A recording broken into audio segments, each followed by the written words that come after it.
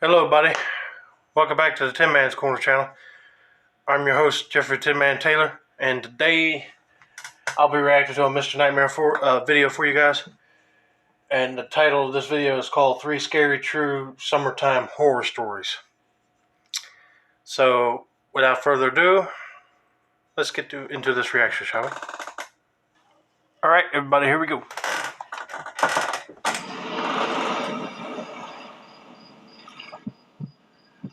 Okay, we're starting off with story number 1. Summer is the greatest season by a long shot. That's a hill I'll die on any day. My love for the summer doesn't revolve around partying or drinking. Well, I don't like the summer. It's hot. As you may expect, but nature, warmer weather and the outdoors are inseparable in my opinion. And I guarantee you that when the heat rolls through, I spend more hours outside than inside. It was a warm night in mid-June, a few summers ago when this happened. I was 17 or 18 at the time. Okay. For context, there's a massive nature preserve near my house. When I say massive, I mean it.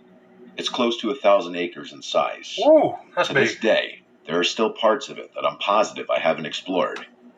2 of my friends and I agreed to spend a night camping in those woods. Technically, camping there was strictly forbidden and borderline illegal, but we figured that there was no chance someone would catch us in this dense forest. We just have to trek as deeply as possible. Chuck was the camping fanatic of the group. I'm telling you. Or maybe something like a Bigfoot or a Dogman or something. You never know what will get you in the woods. This kid loved cosplaying as a Boy Scout and probably knew close to 100 different knots. Really? Our other friend Jackson always supplied the drinks. If we were sober, he was unhappy. That's just how things went when Jackson was involved. I remember the feeling of the gentle summer breeze blowing through my hair as the 3 of us packed up Jackson's car. The weather was ideal, not too cold, not too hot. A few beers later, the 3 of us found ourselves lugging camping equipment through the woods at like 11:30. I can't lie, I was feeling the alcohol start to hit me as we marched along. Chuck always carried this industrial-grade flashlight with him, so the darkness of the forest wasn't much of an issue. As much as I enjoyed the outdoors, though, traversing through thick woods at this hour was a bit creepy, even with Chuck's flashlight on hand. After close to half an hour of straight walking, the 3 of us found ourselves in a small, flat clearing that was an ideal spot to set up camp. We pitched our tent as per Chuck's instruction and set our chairs up. The fire was the next step.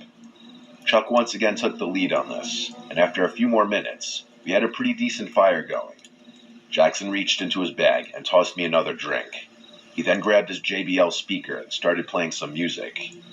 The vibe was perfect, and we must have been talking and drinking for a good 2 hours. We were all pretty drunk at that point, and I could tell the other guys were just about ready to pack it up for the night. Jackson turned the music down and started collecting discarded beer cans. Just then, a deafening whistle pierced the silence. I nearly jumped out of my seat, going from drunken haze to high alert in a matter of Yeah, I'd be jumping up if I heard that in the woods. But it'd be like it ain't one of your friends. I don't know who would that be. seconds. I don't know how to describe it. The whistle was abnormally loud, but still sounded distant. Jackson quickly shut the speaker off, and the 3 of us sat in silence as we exchanged concerned looks. I could feel my heartbeat pounding through my chest. We sat there, frozen in place for what seemed like forever, listening intently to our surroundings. But there was nothing. It almost seemed quieter now than it had when we first got there. That's like weird. Eerily quiet. Not even the normal wood sounds you come to anticipate. I used that time to play my memory of the whistle back in my head. It definitely wasn't an animal's noise. The best way I can describe it is a standard whistle you'd hear at a ballpark. Chuck finally broke the silence, quietly urging us to pack up and leave. Jackson and I disagreed with that plan, though. We might risk encountering whoever made the noise, which I was beyond terrified of. It was past 3 a.m. at this point. An encounter this late would only mean trouble. Chuck hypothesized that whoever made that noise was probably aware of our presence, which was a chilling thought. I didn't know what to do. On one hand, staying put violated every survival instinct I had. Packing up and leaving at this hour didn't seem like a much better option either, though. We finally agreed to wait it out. I went to put the fire out, but Chuck cautioned me against it, saying that a fire would repel any dangerous animals. Only then did the true gravity of the situation smack me in the face. We were literally miles away from any civilization. It was Crap. 3 a.m., and there was an unknown entity somewhere in the darkness. Another 10 minutes or so passed, and we had resumed talking, but at a much lower volume with no music. I don't think any of us felt safe going to sleep just yet, though. And then, out of the corner of my eye, I saw it. What? Something small flew over the darkness of Jackson's shoulder and landed directly in the fire. What? It was a firecracker. I screamed bloody murder as it started sparkling in the fire, and Chuck cursed as he sprung up out of his chair and Yeah, I bolted would be into the too. darkness. Jackson and I scrambled to follow, leaving all of our stuff behind. We caught up with Chuck, whose flashlight was beaming wildly through the woods as he frantically sprinted. We ran until we couldn't anymore, and Jackson keeled over and threw up. Chuck shut the light off, and the three of us stood there, panting, trying to figure out if we were being followed. To my surprise, it didn't seem like anyone followed us. I don't think I've ever been so afraid, though. Why in the world would someone have done that? We needed to figure out what to do. Jackson wanted to just find our way out of the woods and never come back, but Chuck was reluctant to leave all of his camping gear behind. Plus, he reminded us the fire was still active. I was dumbfounded. How could he be concerned with forest fires after what had just happened? Eventually, I agreed with Chuck that we should at least check on the site. After all, no one had actually chased us. So there was a slight possibility that whoever threw that firecracker was just playing a cruel prank. Chuck was a navigational expert, and I wouldn't think it's a prank, yeah, but I don't know why somebody would do that, throw a firecracker in the fire. That could have been dangerous. It could have blown up and thrown debris on one of them boys. And especially you're playing that prank while they're drunk.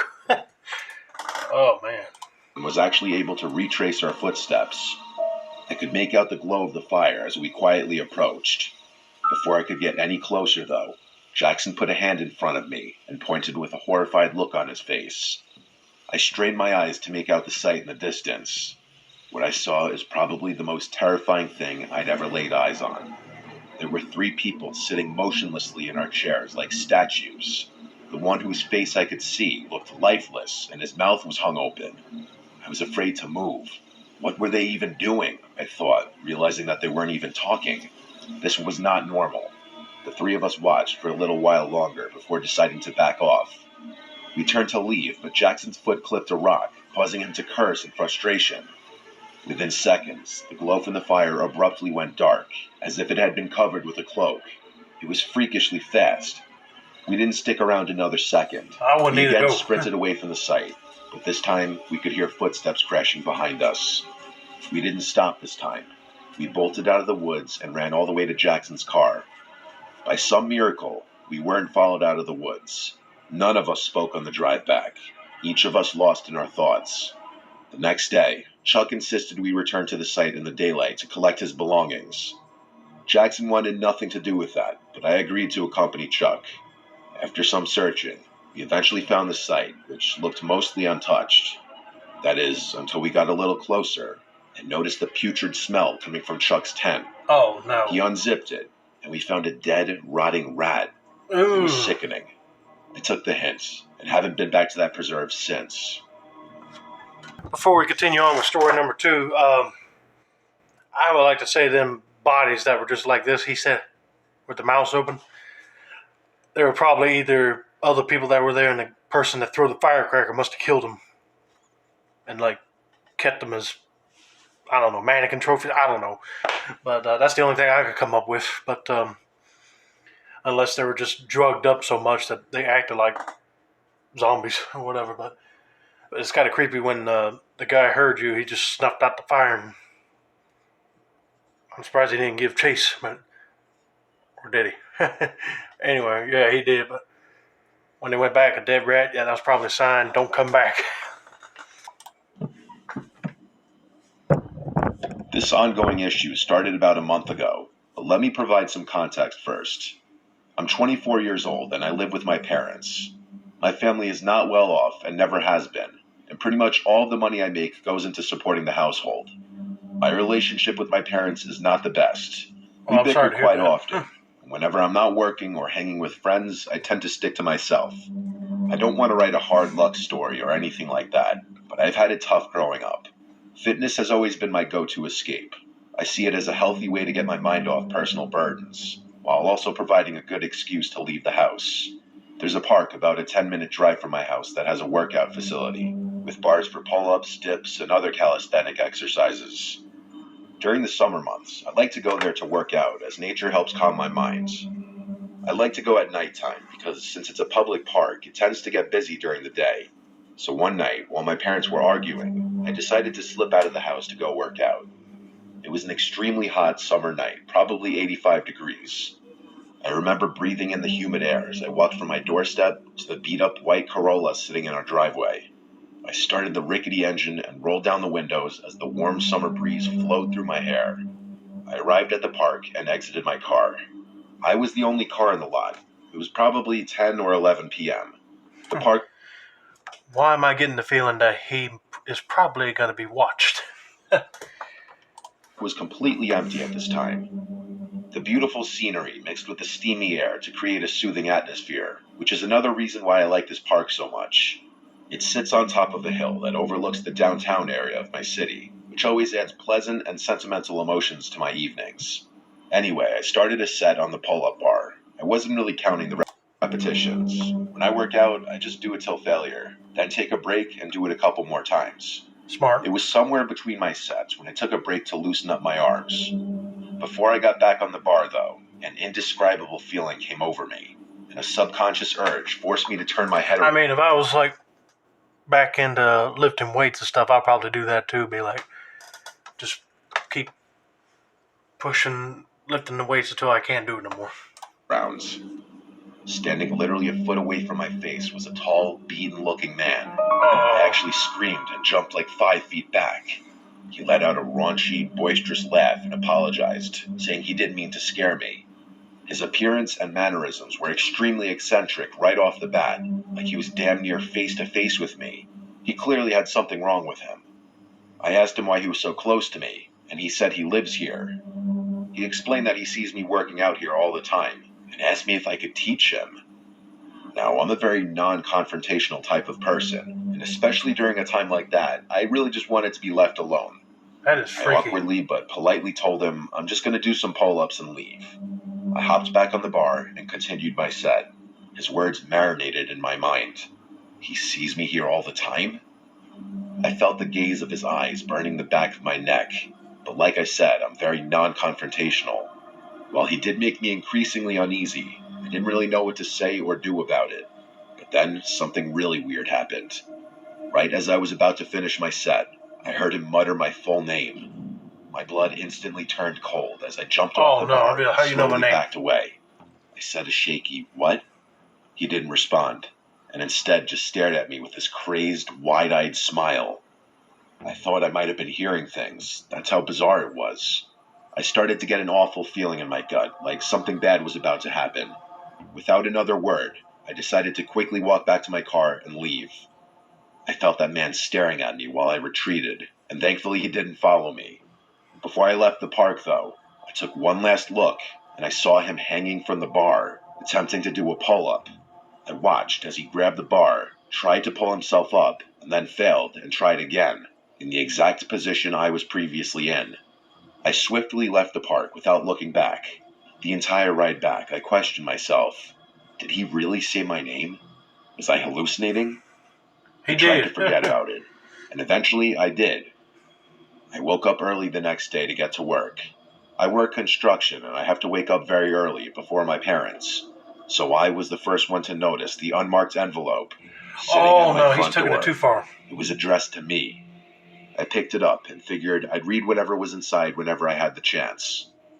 It was another sweltering hot summer day, and I took my lunch break early to cool down. I sat in my car while eating my pre-made sandwich and decided to open the envelope. I didn't really know what to expect, but never in a million years did I think I'd find 10 printed photos of me. They were all unknowingly taken. One was of me in my car, one was of me at work, one was of me exercising at the park. I instantly remembered that creepy man from the night before and started to feel uncontrollably nauseous. I stared in disbelief as I flipped through the rest of them. One was of my house, and the worst of all was a photo of me sleeping, taken from outside my window. I nearly choked on my food as tears rolled down my cheeks. I felt unsafe. I told my boss a serious issue popped up and I left work right away. He wasn't happy with me, but I didn't care. I took a picture of the photos and drove directly to the police station. I gave the police the photos and explained my encounter at the park. I described the man to them, and they said they would look into it. I told my parents about it too, and for the first time in a long time, I actually got some sympathy out of them.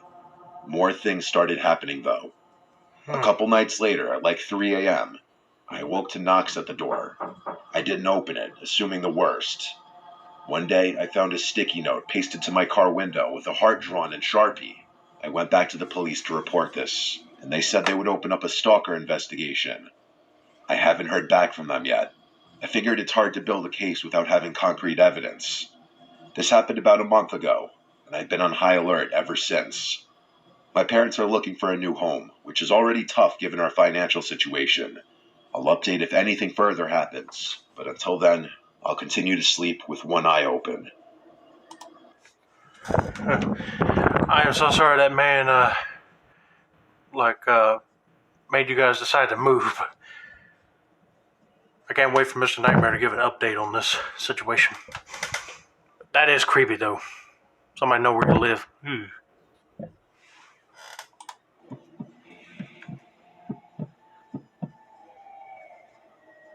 This happened to me last summer when I was 22. I wasn't a very outgoing kid at the time.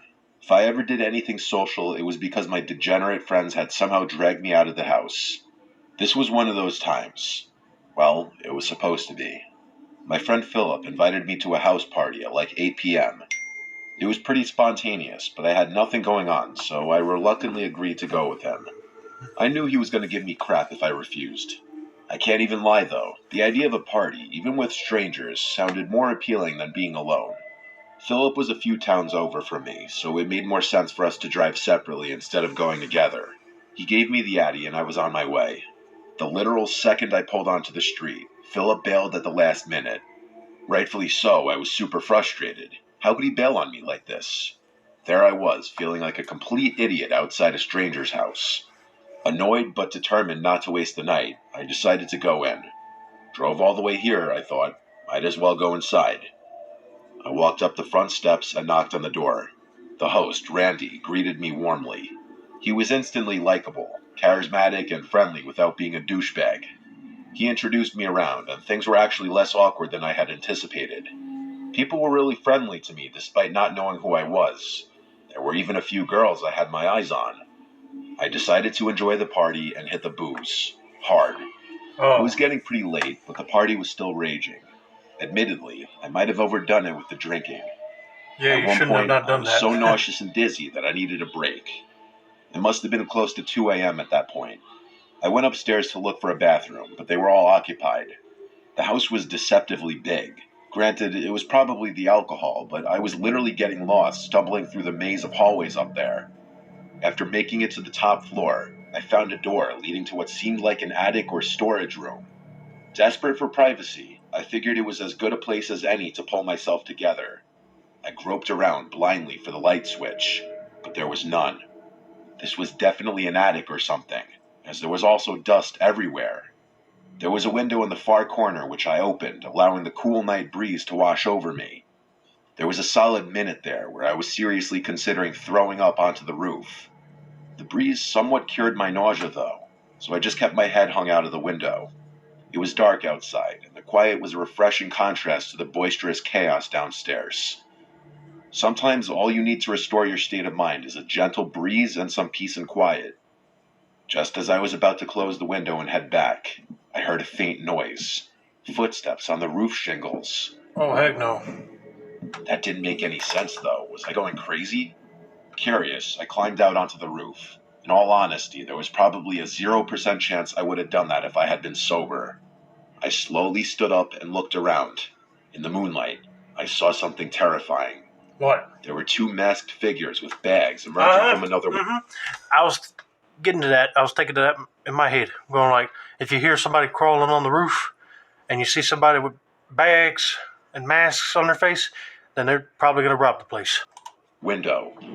It dawned on me. Randy's house was being robbed. I started panicking. Should I shout, confront them? Then a more pressing question hit me.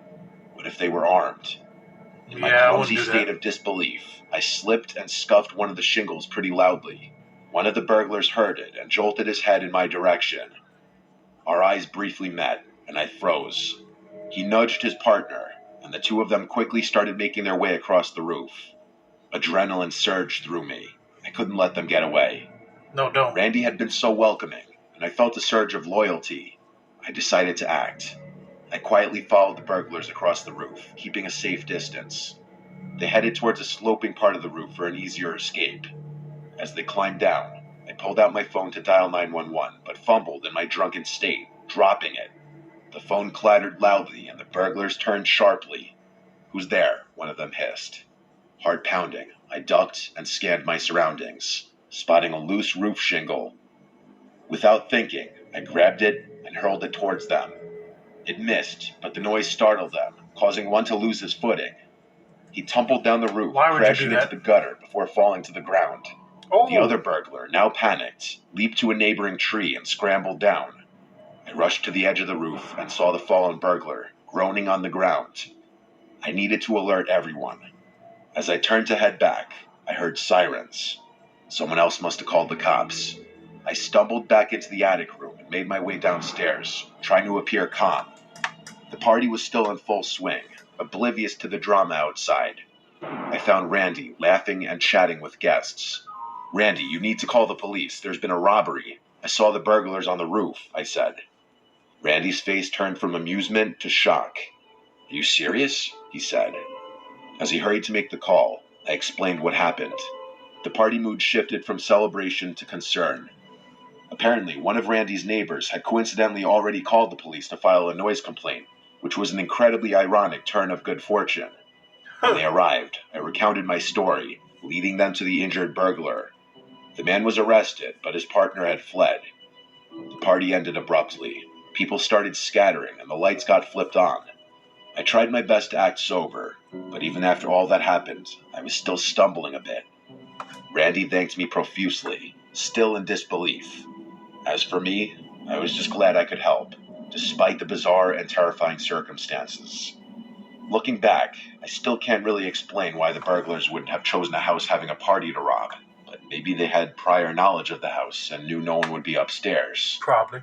I figured that would be the end of the story, but fast forward a few months, I've What? got quite the update. I Uh-oh. was playing video games at Philip's house one night when he got a call from Randy, who invited us over for a few beers. Up until that point, I hadn't actually realized the two of them were that close. The first thing I noticed when I pulled up to Randy's house was the front door and every window in sight were completely different. Was I not remembering his house right? I could have sworn the windows and the front door had been white, but they were all gray and much more heavy-duty looking. Randy waved us in, and we went down to his basement. We cracked a few beers and started playing a game of pool. To my surprise, he actually recognized me from the party and thanked me again for my trouble. What he told us was actually crazy, though. Apparently, the burglar the police caught that night refused to snitch on his partner and was currently serving a lengthy prison sentence. The police hadn't been able to get any leads into catching the other guy, though. Randy told us that not even a week after the incident happened, his family started receiving threatening letters from an unknown sender, some of which included pictures of Randy and his family members. Obviously, they reported these occurrences, but the police had no real leads. A month after that, Randy's mom noticed a suspicious vehicle circling the house at like 1 a.m. And a few days later, Randy's dad claimed that things in their backyard had been gone through and moved around. In response, Randy's dad upped their home security a degree, I even would. went as far as to replace and reinforce all their doors and windows. I was shocked. This was still an ongoing issue for Randy, and I had no idea how serious a situation like this could get. Summer's fast approaching, and I'm sure I'll have another update when I see Randy again. Alright, y'all, I'm so sorry. I didn't know this video was going to be a lengthy video. But anyway, yeah, they were probably looking for something, but they couldn't wait until like the party was over. But anyway, that's going to be it for now. Don't forget to like, subscribe, turn on post notifications for more Mr. Nightmare content like this. And have a nice day, buddy.